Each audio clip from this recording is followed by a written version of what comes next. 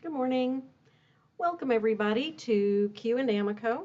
I'm Kara, and uh, hang on a moment. Sorry, uh, my device for viewing comments still had the volume up. So today's Q and Amaco, I have a few things that I'm going to talk about, and one of them is the color shift that some people have noticed in a couple of high iron glazes, and one of them is blue roux teal, and this color shift is not a reformulation. It is just a raw material issue. And I know that everybody is like, yeah, we're done with all of our supply chain issues, but the fact of the matter is supply chain is still an issue for many, many companies, including ours. So this formulation of PC20, and I'm sorry this one doesn't have a label on it because it's a lab batch that we were testing some stuff, but you can see the color difference right away. This version is newer. We started bottling with the new red iron oxide in January. So some of the January batches will be red like this, and some of them will be the browner, darker browner color. The difference is that we are sourcing our red iron oxide from a new source, a new company, a new mine. And because of that, it does make the raw glaze look different. But the glaze fires exactly the same as the old glaze. Today I'm going to be glazing this snowflake. Here, you can see what I'm doing. So I have this little plate that has slip decoration on it, and I'm just applying the PC20 Blue Roux Teal, and I'm just applying it to the top right now. I'll do the bottom later, but making sure to get it into the crevices.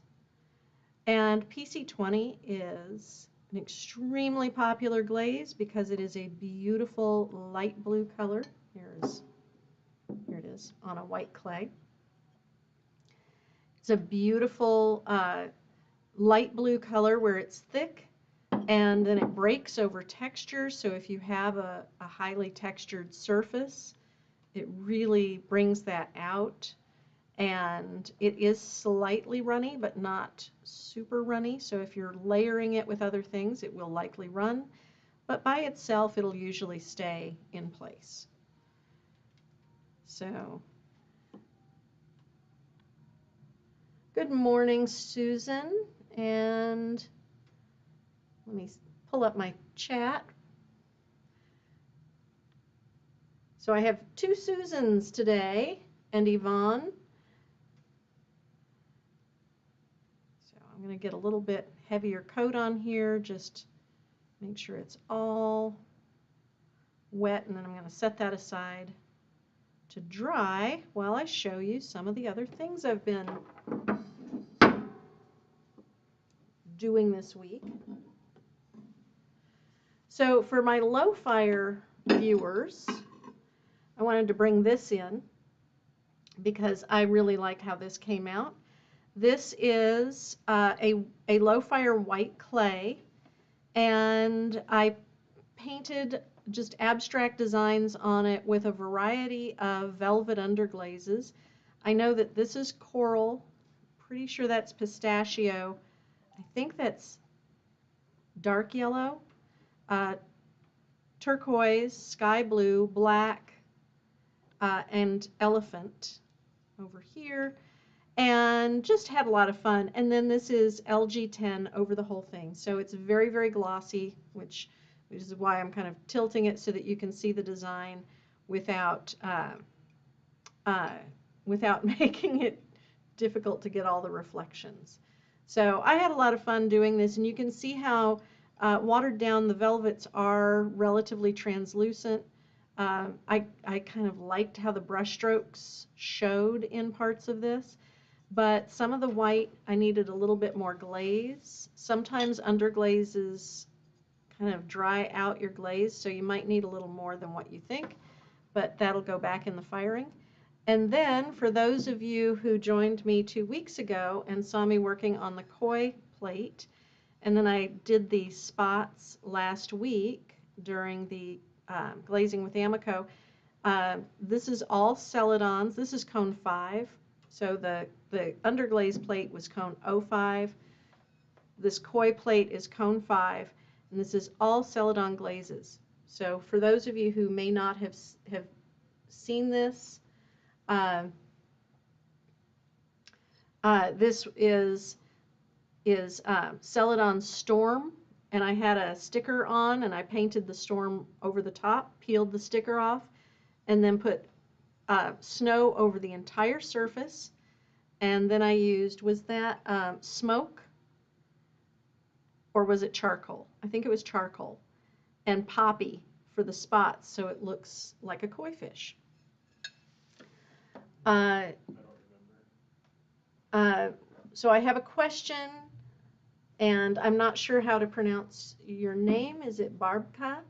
Asks, stoneware glaze is coming out soon. Is that true? And yes, we have new glazes coming out. They should be shipping out by early summer to distributors. And these are the Potter's Choice Flux line. So if you like honey flux, you're going to love the Potter's Choice Flux glazes that are based around them, around honey flux. And I will be doing some talks about the Potter's Choice Flux glazes as we get further into April and May. And we'll probably have some glaze giveaways too. So stay tuned. I will be talking about those in the live streams. And I'm hoping that we have a glaze giveaway sometime in May. Kitty is asking, did you fire the blue plate after I took the koi sticker off? No, it was all done at once. So I put the sticker down, painted storm over the entire thing, took the sticker off, painted snow over the entire thing. So it was 2 coats of storm and 2 coats of snow.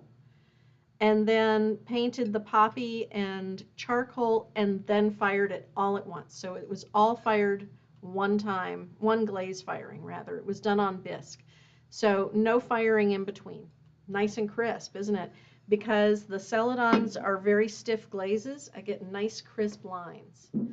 So Arden asks, low fire pieces can be used for food and drink. I just love how the underglazes come out with low fire.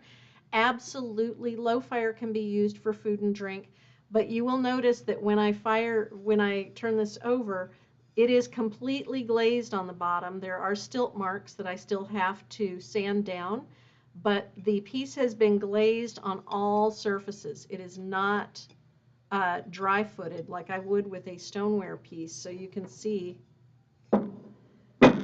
on this piece, I did stilt it because the foot is very low, but it's dry-footed. And this is completely glazed on all surfaces. So if you're using low-fire white clays, you should glaze all the surfaces and stilt them. You do not do that for high fire generally, but for low fire it's necessary. Otherwise, you'll get bacteria growth because the clay is not vitreous. But you do not need to have vitreous clay to have food-safe pottery. In fact, most of the dinnerware that you'll see in stores, much of it is low fire. It's not vitreous clay, but it is glazed on all surfaces.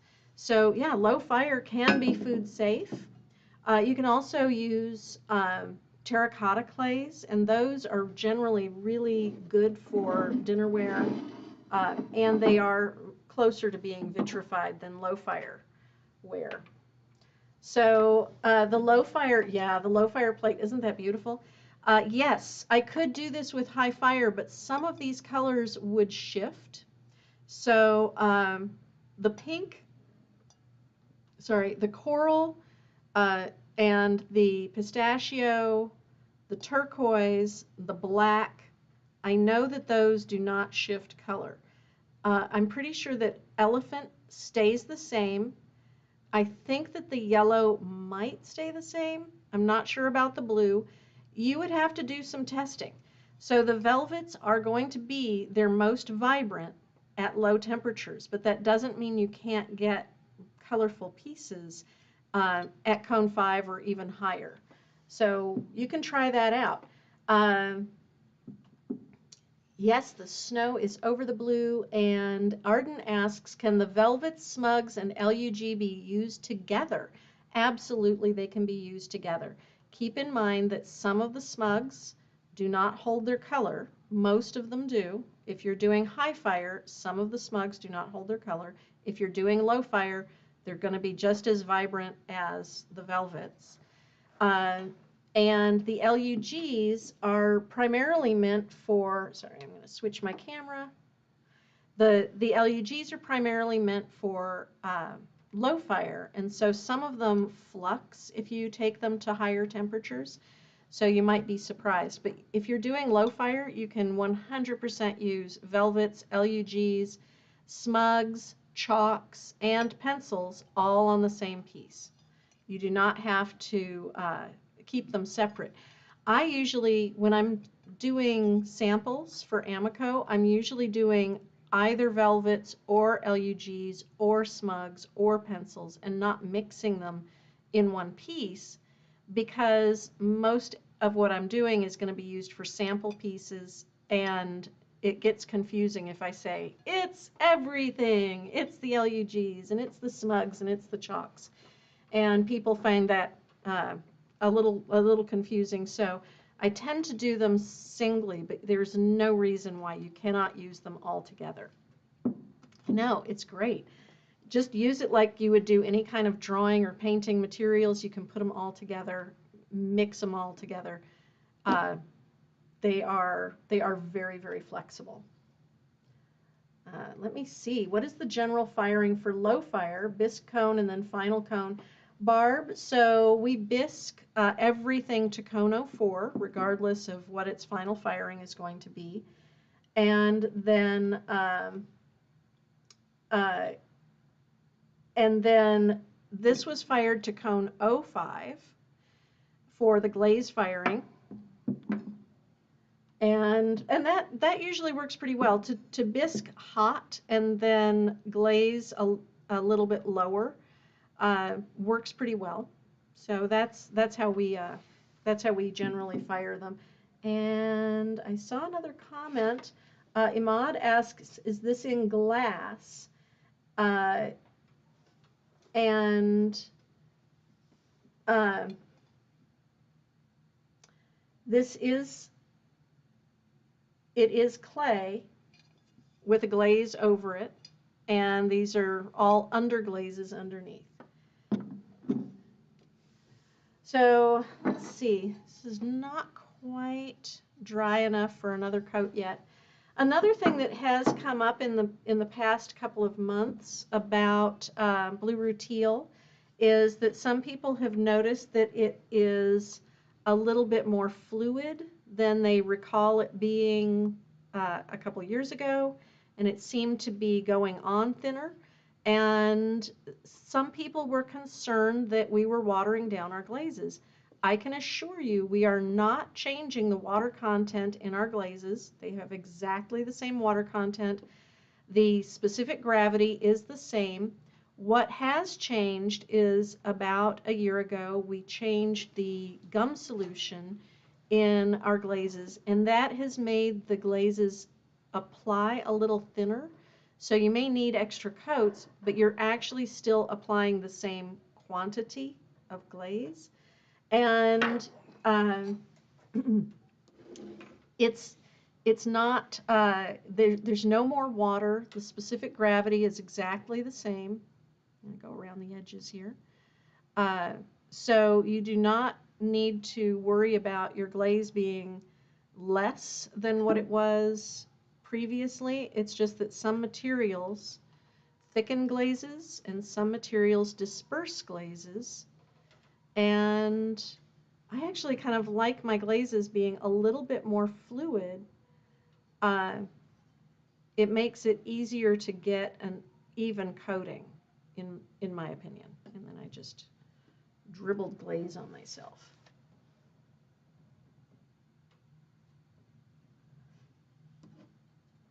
So if you're concerned about your glaze seeming different, we have had to make some changes in the past couple of years. But if you have if a glaze has changed its formulation, we put a new formula sticker on it for the first 3 batches. So you might not see it, but it will be on 3 batches. You can ask your distributor if they know of any changes, if they've seen that new formulation sticker. But I would like to reassure everyone that we do a lot of testing to make sure that our glazes are as uniform as possible and keep the chemistry as true to the the original as possible. Some of our colors have come out a little brighter in the past year, and that's the new formulation kind of stuff that happens.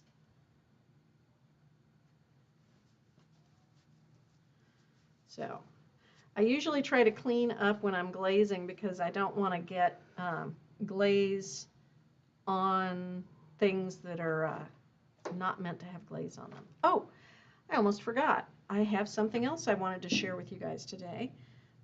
So I did peacock glazing last week. Here I am trying to figure out how to move this.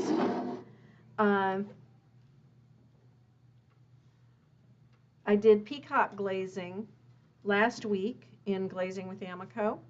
And this is iron luster over tourmaline dots and honey flux used. So there's tourmaline dots, 2 rows, and then a zigzag of honey flux, and then the whole thing was covered with iron luster, PC33 iron luster.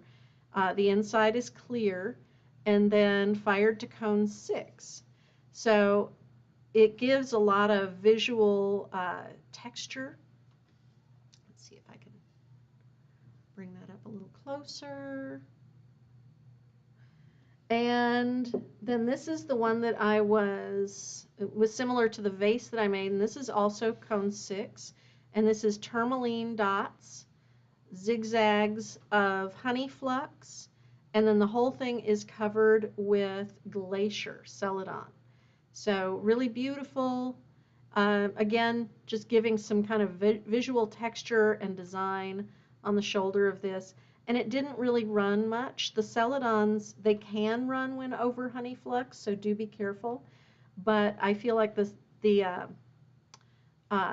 there wasn't so much honey flux that it dragged a lot. So I probably could have gone with some more or gone lower with the design, but I really like how it's just a band right around the shoulder. So I liked how those came out, and I wanted to share those. I'm going to be doing some other layering combos in coming weeks. I'm also going to be glazing teapots, as well as talking about the new Potter's Choice Flux glazes and how those come out and how they layer. So hopefully you will all join me for those. Before we go, do I have any more questions about anything related to Amaco glazes or Amaco in general? Or Oh yeah, Yvonne, I'm excited about sharing some more layering combinations. So here's my third coat of PC20. And I do apply them rather generously. You can see I'm really kind of mopping them on. Yeah, the Potter's Choice Flux do some beautiful layering effects. So I'm looking forward to sharing those with you.